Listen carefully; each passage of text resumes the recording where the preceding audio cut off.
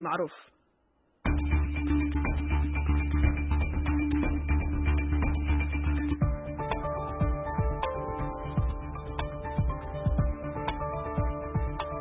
saddex iyo tobankii bishan waxaa laga xusay caalamka maalinta hibeynta xubin ka mida jidhka oo loogu deeqo qof kale. cudurrada ku dhaca beerka ee ka dhasha caabuqa cagaarshowga waxaa dadka qaba adduunka lagu qiyaasaa ilaa 255 milyan, kuwaasi oo 60 ilaa 100 milyan oo ka mid ah ay ku nool yihiin qaaradda Afrika, sida lagu sheegay daraasad lagu daabacay ResearchGate oo ah shabakad xiriirisa saynis yahanada iyo dhakhaatiirta caafimaadka. cagaarshowguna waxa uu ka mid yahay cudurrada dila beerka. daraasad kale oo ay samaysay hay'adda caalamiga ah ee la socodka xubnaha jirka ee la isku hibeeyo iyo isku talaalkooda, hay'addaasi oo loo soo gaabiyo GODT, waxay sheegtay in sanadkiiba ay dunida ka dhacaan in ka badan 150,000 oo xubin jir ah oo la isku talaalo, kuwaas oo 30% ay yihiin isku talaalidda kelida. qaaradda Afrika waxay halka ugu hooseysa kaga jirtaa meelaha xubnaha jirka ee la isku bixiyo ay ku badan yihiin. Soomaaliyana waxay ku sii jirtaa wadamada uu ku yar yahay wacyiga ah in xubin jireed loo bixiyo qof kale si loogu badbaadiyo naftiisa. Dr. Cabdirasaaq Yuusuf Axmed Jalaaludiin waa agaasimaha isbitaalka Martini. waxa uu ku sugan yahay magaalada Ankara ee dalka Turkiga, halkaas oo uu ku sugayo qalliin looga bixinayo kalidiisa oo caafimaad qabto oo lagu talaali doono walaalkiisa oo kalidaasi u baahan. halkan waxaa imid aakhirkii bishii May dabayaaqadeedii waxaan bilaabay baaritaanada aan badankood wadanka laga helin. wadanka markaan joogo kaliya wuxuu isbitaalkiisa weydiiyey baaritaan iska bidaa'i ah sida inay borotiin kaliya leeyihiin iyo wax noocaas. marka baaritaanadii aan bilaabay waxaan noqday alxamdulilah waa isqaadanay dad fig ah oo kaliya siinkaga iyo walaalkay. isbitaalka ayaa nala jiifiyey maalinkii ballantu ay ahayd inaan qalliinka galno. waxa ay u dhacay qadar ilaahay waa in covidkii ayaa laga helay anigu waxba calaamad aan lahayn. 3 isbuuc ayuu marka qalliinka dib u sii dhacay. haddana mar kale waan geli doonaa haddii ilaahay yiraahdo. bishaan hadda aan ku jirno dhamaadkeeda ayaan qalliinka geli doonaa insha Allah.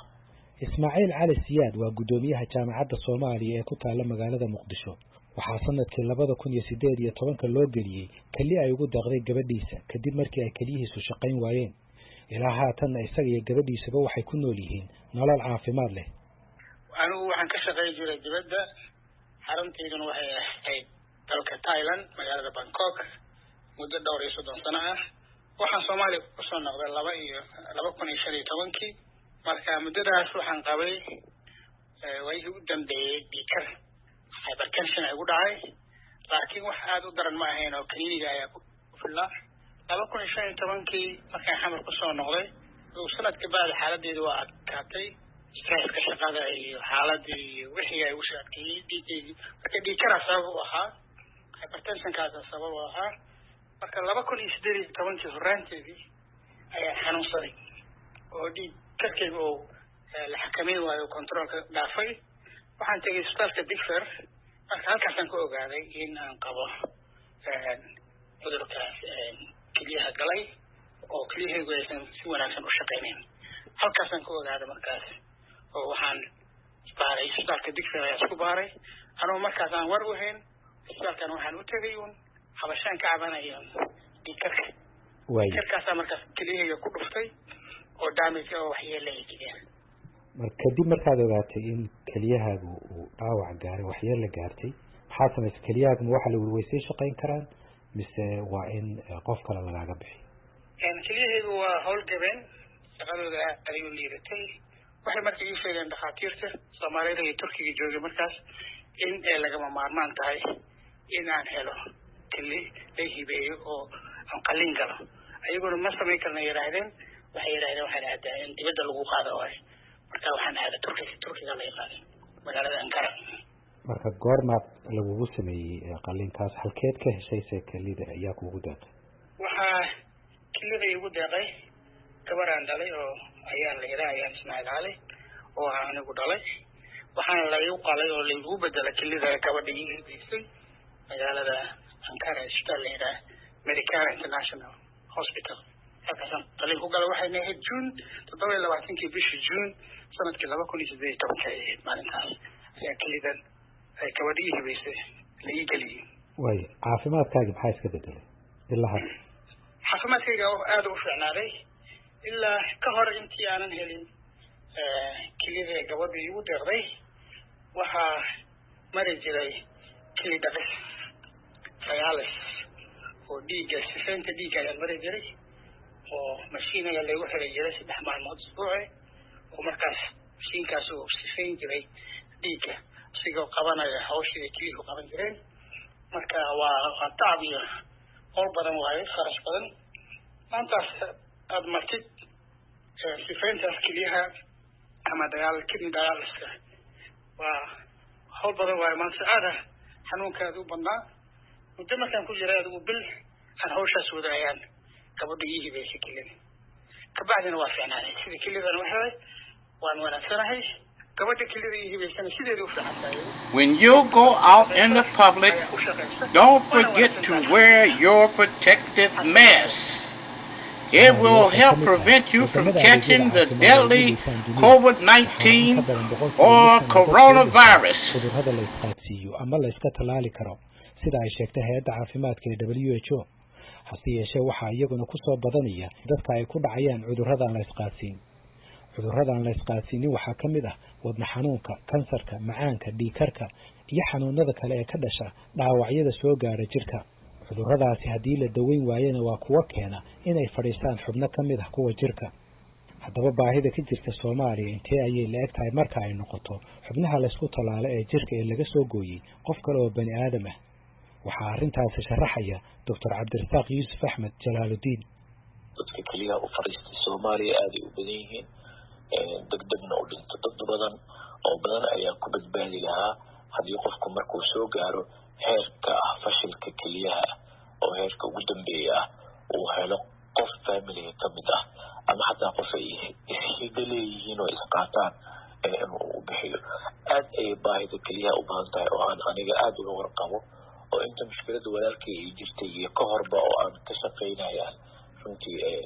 fashilka kaliyaha aad u noogu badiyay waxaa kaloo ayadana barbar socda arrinta beerka oo ayadana badbaado asal ah oo dadka beerka kansarka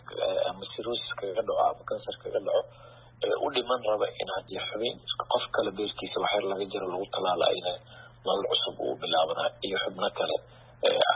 oo jirka ka mid ah labada ugu daran oo keliyaha iyo beerka waddankeena baahi xoog leh ayaa ka jirto runtii in dadku isku hibeeyaan inay sunno noqoto oo la barto oo la isku dhiirigeliyo runtii wax aad u fiican ay ila tahay oo badbaado naf keenaya ayay ila tahay qof noloshiisa laga quustay nolol cusub uu keenaya ayay runtii ila tahay. Kaliyuhu waa xubin ka mid ah xubnaha jirka ee ugu muhiimsan waana xubnaha ugu badan ee la isku hibeeyay xilligan. haddaba waa kuwii cudurrada ugu badan ee kaliyaha saameyn kara ama dili kara dadkuna ay u baahan yihiin inay ogaadaan si ay uga taxadaraan caafimaadkoodana ay u ilaaliyaan. Dr. Maxamed Maxamuud Fujo waa dhakhtar cudurrada guud ah oo ku sugan magaalada Muqdisho. kaliyaha cudurro badan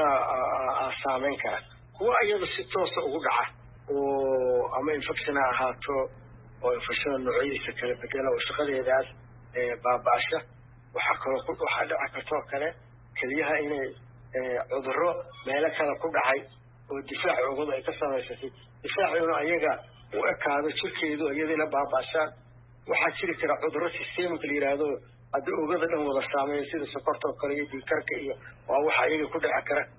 kansarku ayaga waa ku dhici karta cudurrada infectionada ugu badan misal waxaa ka mid ah unka dadka ku dhaco kale qubankan oo streptococcus uu keeno inay soo gudbaan oo meel kale soo maraan oo ayaga ku dhacaan malaariyadu waxay ka mid tahay waxyaalaha kaliyaha wax ka qaba TB-du waxay ka mid tahay marka cudurro common noo ah oo annaga sideen waxaa jiroo kale cudurrada beerka ku dhaco kale qaar ka mid ah inay saameeyaan ayadana kaliya ay marka kaliyuhu maadaama dhiigga oogada dhan uu maro oo meel oo filter ah oo wax sifaysa ay tahay oo sunta iyo kala reebta iyo wixii fiican kala reebta hadda waxa la wixii qashinahayo jiro dhan ayada waa saameyn haddii marka isbedel ayada dhexdeeda ku dhaco oo wax laga isla markii wax laga qaban oo aan daaweynteedii leeyahay ama diagnosis inta la helo daawadii ku habboonay aad heli qofka ay ku raagaan labada kaliyood haddana ku isaasay tilaf ku noqonayaan kadibna khasab noqon doontaa in la bedelo qofka xubin laga bixiyo ama qofka xubinba lagu talaalo intee leeg buu ku noolaan karaa waa aad iyo aad bay adduunka markaan fiirino waa wax aad iyo aad u fiican anigu waxaan aqaanaa nin saaxiibkay waxaan aqaanaa 3 sano kali walaalkiis uu siiyey ay ku jirto marka waa adduunka marka loo fiirsho in lagu guulaysto in kan lagu bedelo waa wax khibrad fiicanna laga leeyahay laguna guulaystay weeye oo qof kasta caadiga u noolaan karo shaqadiisa qabsan karo hadduu daawooyinkii wixii loogu talagalay uu qaato oo aysan ayagu dhib u keenin caqabado ay ugu waawen yihiin wacyiga oo liita iyo awoodda dadka ee goobaha lagu fulin karo qaliimada noocan ah oo yar ayaa weli dad badan ka hortaagan inay xubnaha isku hibeeyaan doctor maxamed maxamuud fujay mar kale dadku aada u hooseeya wacyigelintaas Soomaaliya waalidka haya ilmahaygu markay yiraahdaan waxaas anaa ku siinaya wargat anaa hadda si socday adiguna ay dabagelin oo aan aaminsanayn iyo ilmahaygu laftoodu ka cabsanaya inay waalidkoodu waxsiiyaan oo wacyigelintaas yarta oo aada u hooseysa ay keentay laakiin adduunka meel fiican bay arrintaasi ka maraysaa waayo su-aashu waxay tahay marka sideedaa looga gudbi karaa maxaa la samayn karaa si warqabka dadka arrintan loo bedelo arrinkaasi waa arrinka runta caqabada xoogga leh ka jirta laakiin markii dadku arkaan hortiisa qof inta lagu qalay keliyihii loo kala bedelay oo qofkii ugu haystay markay arkaan dadku waa ku qancay dadku waxay u baahan yihiin Soomaalidu waxa weeye waa ishood qaadato waxa la sheegayo waxa kaloo dhan ugu muuqato taas waxaan tusaysaa khibradaha cudurrada faafo kale tanba cudurkan TB-da ama qaaxada la yiraahdo waa hore waxa jira cudur dadku ka xararaan oo inkaraan maanta markii ruga badan oo caafimaadka ah oo la geeyay daawadii oo lagu daaweeyay qofku maanta cuqdo kama qabo HIV-ga laftiisa cuqdadiisu waa soo yaraanaysaa sababta kii qabay waxaa la arkaya caafisa kuwaas waa cudurro faafo la isqaasina laakiin midkaan kelida la dadkan waxay u maleeyaan haddii kelida la bedelo qof cabsanayo le war kelida kale haddii aan ii fariisato midna aan baxshay maxaa ii haray marka wacyigelin xoog leh u baahan tahay waana imaanaysaa dhaqdhaqaaqaas waa imaan doonaa haddii alla idmo mar alle markii awooddii iyo aqoontii la helo sababto haddaba bannaankay aadaan waa kusoo bedeshaa haddii dhulka dhexdiisa laga heli lahaa waxaan waa iska baabi'i lahaayeen dadkuna way fahmi lahaayeen laakiin waa runtaa weye wacyigelin xoog leh in dadka la fahamsiiyo way inay suurtagal tahay in dadka waa ogtahay gobolkooda dhiiggay weydiiyaan dhiigga laftigiisu waa organ inta qof laga soo qaaday qofkana lagu shubaayo dhiiggay diidahayaanoo gabadheeda dhiig lagu shubmaayo aniga dhiig lagu shubmaayo waa iska aqoon darada jirto laakiin waktiga markuu socdo aqoontu soo koranto oo waxyaalo laga gudbi doono insha allah doctor cabdulqaadir cabdiraxmaan aadan waa aasaasaha adeega ambalaasyada aamin ambulance waxa uu ka mid yahay dhakhaatiirta ku howlan wacyigelinta dadweynaha ee in xubno la isku hibeeyo maalintan loo yaqaano World Organ Day ama World Donation Organ aad iyo aad ayay muhiim uga tahay guud ahaan dunida gaar ahaan Soomaaliya waayo maalin kasta dad ayaa waxay u dhimanayaan organ ama xibin la sii karo qofka ama ilmihiisu sii kareen ama walaalihiisu sii kareen ama qaraabadiisu siin kartay ama qof dhintay looga saari karay ayaa maalin kasta loo dhintaa si gaar marka Soomaaliya waxay ugu muhiimad ugu sii leedahay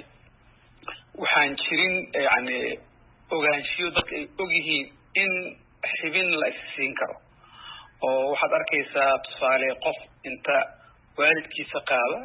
waalidku xanuunsan iyo qofku laftiisa laga yaabo inuu keli u baahan yahay marka laga yaabo marka waalidkii oo dhintay oo looga saari karay cunugan keli inaysan yani labadooda midkoodna mid kale una siin waayo maba jirto wuxuu aaminsan qofkan haddii organka xibinta laga saaro inuu dhimanayo waalidkuna ma ogo haddii xibinta loo saaro inuu ku badbaadayo marka Soomaaliya si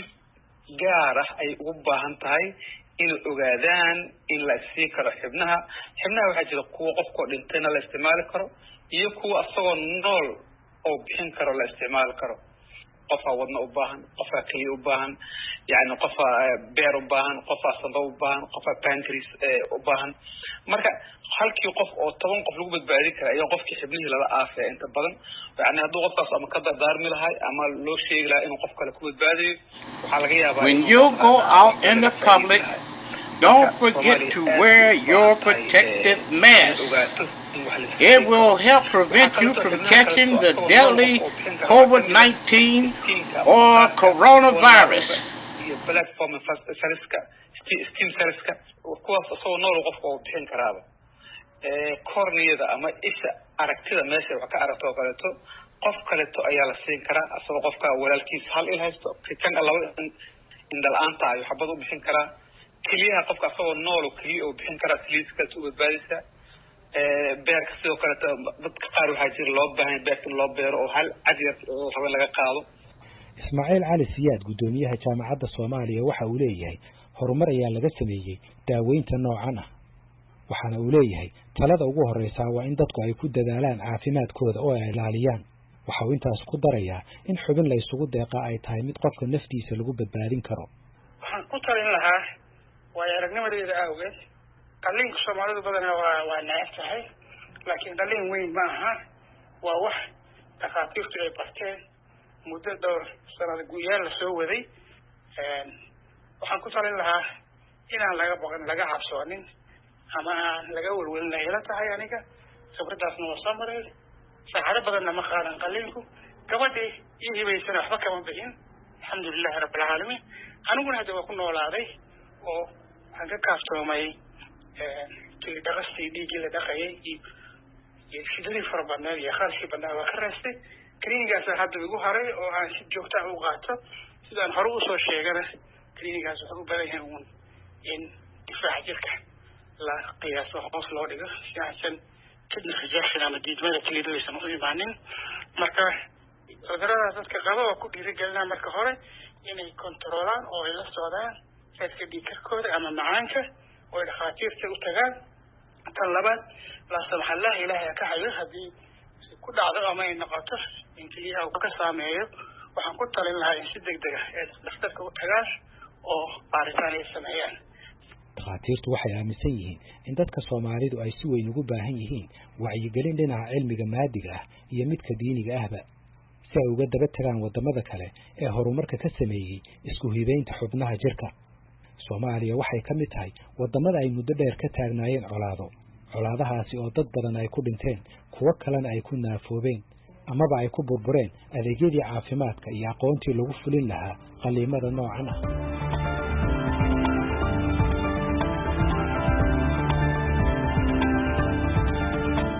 barnaamijkii galka baaristuna waa naga intaas. inta aynu mar kale ku kulmi doono waa Haaruun Macruuf oo idin leh nabadgelyo.